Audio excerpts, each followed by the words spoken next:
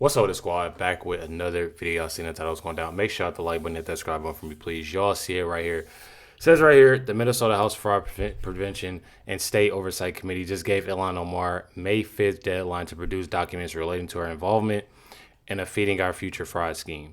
This comes after she refused to show up for the fraud hearing. If y'all don't know, they have left multiple emails for Ilhan Omar. She hasn't responded and did or said anything whatsoever. And it's literally insane. You got it right here. It says, May 5th is this deadline to produce, the documents and answer questions in writing relating to the Feeding Our Future fraud scandal after she failed to appear in person. Omar is mentioned by name multiple times in trial exhibits, as y'all see. You got it right here, February 19th, email from Kendra Pace. Really, it's been multiple times, March 23rd, 2021, March 11th, 2021. You have February 17th, 2021. You're having a lot of things that's going on, with Ilhan Omar right now, and her name is everywhere, and people see it. Going by the title, though, you have a lot of Democrats that are truly backing up Ilhan Omar, Tim Walz, and the rest of, these insane individuals in Minnesota. Have it right here, and I wanted to put this in here because a child had asked Hakeem Jeffries, this question. Check this question out. Why do voters do Democrats so poorly? Oh. Did your dad give you that question?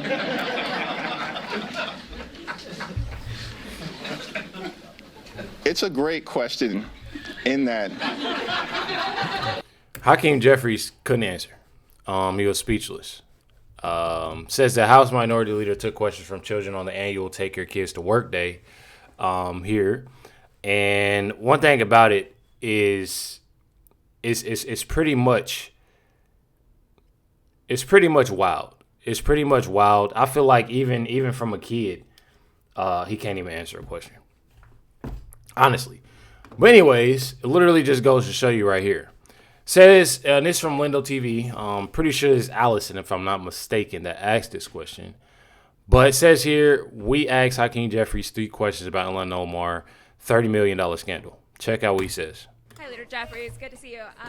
Just curious to get your thoughts on Ilhan Omar's financial disclosure. Does all of this scrutiny around that concern you at all, and does that warrant an official House ethics investigation? That issue has not been brought to my attention, but we do know that Ilhan Omar, who works hard on behalf of the people that she represents in Minnesota, is constantly under attack by right-wing conspiracy theorists. Well, what about her net worth going from $30 million to now under $100,000? Do you believe that's truly an accounting error, as she alluded to? It's not an issue that I'm familiar with. What about her winery that she is now dissolving from her financial disclosure? We're working to stop this reckless war of choice in the Middle East, get the economy back on track, win this gerrymandering war that Donald Trump started that we're going to finish. It's not an issue that I've been locked in on up to date. This man just said that she's under attack by right-wing conspiracy theorists.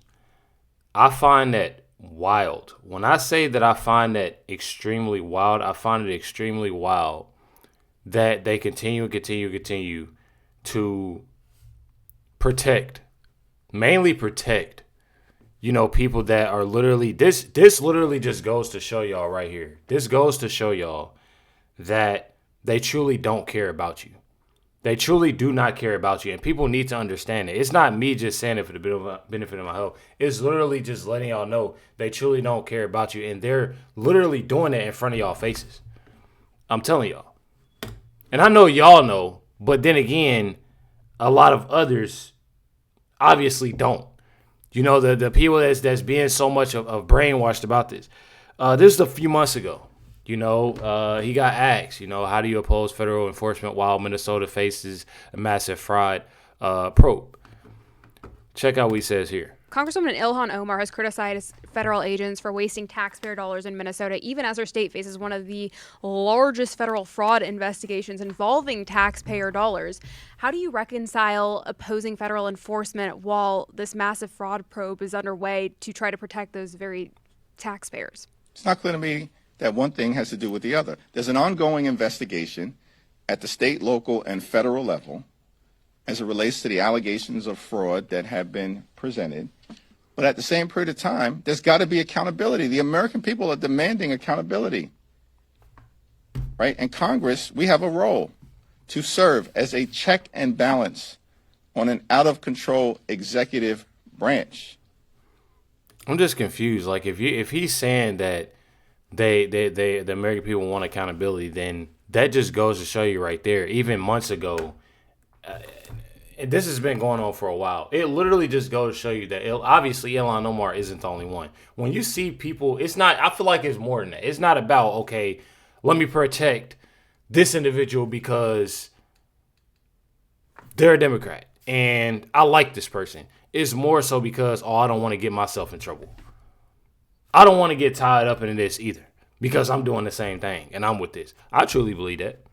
I don't know about y'all, but I do. Of course, as John Adams once said, this Congress, right? It at its best, the House should be an exact replica of the American people, in our view, reflect the hopes, the dreams, the aspirations, the fears, the concerns, the anxieties, the aspirations, or as the framers said, the passions of the American people. And the American people want us to do a variety of different things, like drive down the high cost of living, fix our broken healthcare system, clean up corruption, prevent Donald Trump from engaging in failed, endless foreign wars. See, that's what I'm talking about there right there. When the crazy thing about this is that as soon as you get to talking about something that whether if it's fraud, whether whatever is going on that they're obviously not doing right by, and this is going on whether it has to do with them, whether it has to do more so about the American people, they automatically point the finger at Donald Trump. Every time. I'm telling y'all. Check it out right here, Newsmax, Ilhan Omar. Like if this was Elon Musk making a $30 million accounting error, I'd buy it because he's worth almost $1 trillion. That could happen. But who makes a $30 million accounting error on their financial disclosure and then they correct it and they're now essentially broke? A net worth of $18,000, which is right above the poverty line in this country, which also doesn't make any sense, does it? She makes $174,000 a year as a member of Congress. So how does that add up? And she's been in Congress since 2018. So that doesn't make any sense either. And it's not supposed to make sense. But do you think it's a coincidence that Ilhan Omar corrected the record randomly on a Friday right after the House announced an investigation into her finances? And do you think it's a coincidence that she corrected the record randomly on a Friday only after a bill was introduced in the Senate to stop Somali immigrants from smuggling money through airports back to Somalia in suitcases? According to Congress, at least $700 million in cash has been smuggled through the Minneapolis International Airport alone. That's the same Minneapolis-St. Paul International Airport, which also happens to be in Ilhan Omar's district, something she seems to be really genuinely concerned about. If money from U.S. tax dollars is being sent to help with terrorism in Somalia, we want to know. Yeah. And we want those people prosecuted. And we want to make sure that that doesn't ever happen again. Yeah, that's not somebody that's lying right there. Do you think she's lying? I'm not saying she's lying. We want to know, and I believe that she wants to know. I'm sure you do, Ilhan Omar. But do you think it's a coincidence that the $9 billion Somali fraud scandal happening right now in Minnesota is also happening in her district? Ilhan Omar even identifies as a Somalian refugee on Twitter first before she mentions anything about being an American or a member of Congress, because Ilhan is Somalia first. Not America first. She is Somalia first. It says it right there in her Twitter bio. Like so many Somalis living in America today, like Decca Delac, a state rep in the state of Maine. How can the politics in Somalia can be, resonate what we have here in the United States, the democracy that we have? How can you help us, be a better country and build back what we used to have back in long time ago? So hopefully we will be able to help our country, our former country, Somalia. Yes, we're very concerned about Somalia. What a brilliant, ravishing woman that is right there. And we're all supposed to sit back and just pretend that what she just said is not only normal, but acceptable. And that was on Good Morning America. That woman was elected to serve the people of Maine, a small state in the northeastern part of the country, but she is openly Somalia first, not America first, certainly not Maine first. She is Somalia first because Somalis are here for themselves and for Somalia, not for America. And do you think it's a coincidence that Feeding Our Future, an organization that stole millions of dollars from Minnesota taxpayers, we don't have to say allegedly, people have already been convicted? Exactly. Do you think it's a coincidence that they are headquartered in the small town of St. Anthony, Minnesota, which also happens to be in Ilhan Omar's district? In fact, Feeding Our Future headquarters, located at 3055 Old Highway 8, is less than 5 miles from Ilhan Omar's office in a town of just 10,000 people, most of them Somali. And you're going to tell me that all of this is just some miraculous coincidence and that Ilhan Omar had no idea what was going on. A $250 million Somali fraud scandal happening just 5 miles from her office in a town with 10,000 people, and she knew nothing about it. That's what you're going to tell me. Of course, we're not accusing the Congresswoman of any wrongdoing tonight. On this show, we wouldn't do that. But what a coincidence. At least 60 Somalian immigrants have already been convicted in that case in a state where Somalian immigrants are accused of stealing over $9 billion from taxpayers. And then suddenly you have a Somalian refugee, a Muslim who wears a hijab around the Capitol, whose net worth went from just thousands of dollars to millions and millions and millions and millions of dollars in just 2 years. And now, all of a sudden, she wants us to believe that she is essentially broke, right when multiple investigations looking into her finances began. Just my opinion, but I find that hard to believe. Exactly. And I totally agree. I totally agree all the way. Just for the simple fact that you have Ilhan Omar, I mean, just that right here alone, a $250 million fraud scandal happening 5 miles from her office in town with 10,000 people, most of them Somali. I'm telling y'all, it's absolutely insane to me. Absolutely insane.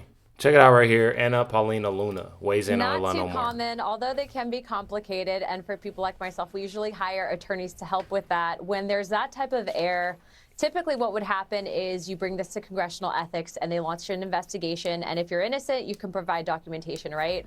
But Sean, as you can see, Congress does have a problem, especially with some of the corruption that we've recently exposed in the last week or so with, the resignation of 3 members of Congress, of which I personally helped lead part of the charge on. But again, if this is indeed true, I would urge the speaker to look through congressional ethics, of which it does need to overhaul. But, that's a big rounding error. Definitely. Going by that, though, you have it right here. It says they represent less 2% of the Minnesota's population, but 90% of fraud, which is definitely crazy when it comes down to a lot. Within this, I just find it insane that you have all these Somalians, and the thing is that these same Somalians, the weird thing about it, these same Somalians that are within all this fraud and this, that, and other, that's why this is stuff that obviously we voted for. It's not to bash anybody. It's not to talk down on nobody. It's not even that. It's the simple fact that you truly just see the corruption and the fraud, so much of it that's happening around you, just not in Minnesota. But not only do you have that, you have these individuals that's truly, honestly, not even trying to be funny, getting away with it. And I find it very wild. Check it out. I'll say the quiet part out loud. We have a problem with the Somali community in Minnesota and this idea of assimilating into American culture. Now, this is the problem. They represent less than 2% of the Minnesota population, but 90% of the fraud that we have documented so far. It's wild. This is an issue what the Democrat Party's done. They've told the Somali refugees that you can come here, take advantage of the benefits here, the generosity of our country, but you don't have to be a part of American culture. Well, that's wrong. Look at this as a football analogy. We've been winning Super Bowls for 250 years. We have one jersey. It's red, white, and blue. We have one rule book for this game called the U.S. Constitution. You adopt our culture, our systems, our language. We're not adopting to yours. Yeah, That's been the norm for 250 years of this country, and we need to make sure that that resonates. And I'll put a moratorium on refugee settlement here for the next 10 years so we can assimilate the refugees that we have here to American culture. Yeah. And that ain't just for Somalians either. And I ain't even trying to be that guy. It's just some fact that, like, I get it. Like, you trying to, like, I find it amazing that people share and, you know, different cultures and this, that, and the other. Like, I love that. But I feel like there's been so much change. You know, I ain't even going to say so much change. I feel like there's been so much of trying to change, you know, as much as possible when it comes down. We just spoke about, you know, Zara Mandani, you know, and seeing what's going on in New York City. And just, it's a lot. It's a lot that's going around. It's truly crazy to me, you know, the fraud, you know, to everything. I mean, I can name a million things that they're doing and trying to change. And it's like,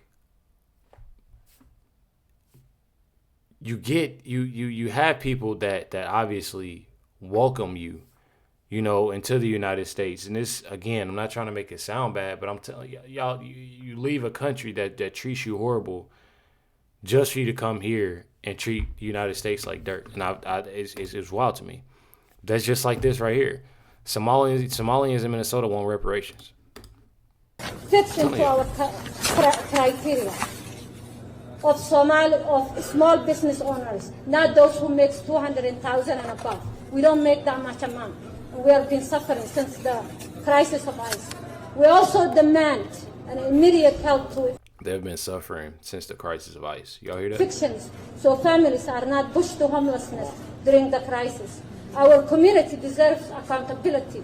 Our community deserves safety. We need also justice for those who lost their lives defending the community.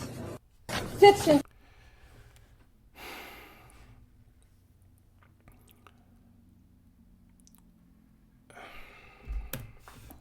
I try my best, y'all. I try my best each day to be nice, you know. Try my best each day to be nice, you know, to be cool, to be, you know. I find it very, very crazy, the simple fact that you have Somalians ask for reparation, and then not even that, you have so many of them within this fraud that's going on. Just think about it. You have all this stuff that's going on with this fraud with all this fraud going on, y'all.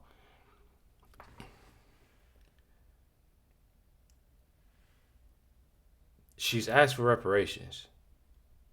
She's saying they don't make $400,000 a month or whatever. If they making millions, they having all this money doing this and doing that.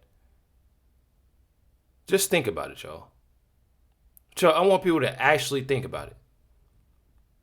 If they're all for Somalians, you know, all for each other, especially Mayor Fraud, Tim Walz, they got money. They got money and they taken care of. You sitting here complaining about not only of wanting of not having enough money, but wanting more money. I feel like I find that crazy because it's the simple fact, again, you will have it way worse being, again, not even trying to be funny, being in Somalia. That's crazy to me.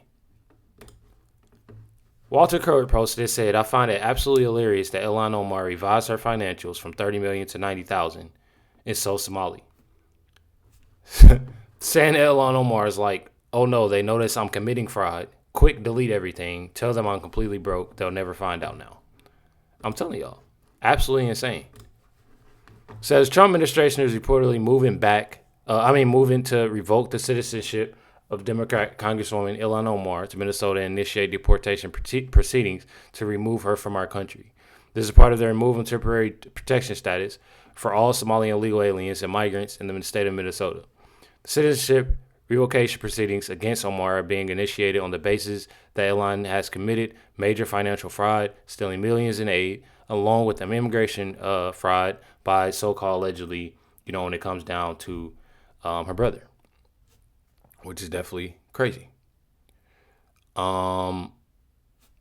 People are saying to send her back. I'm telling y'all, it's definitely insane to me. Definitely insane. Make sure you hit the like button, hit that subscribe button. Definitely appreciate y'all. Much love to y'all. Stay tuned for next videos dropping today. I'm telling y'all, 2 of them. So stay tuned. Catch y'all next one.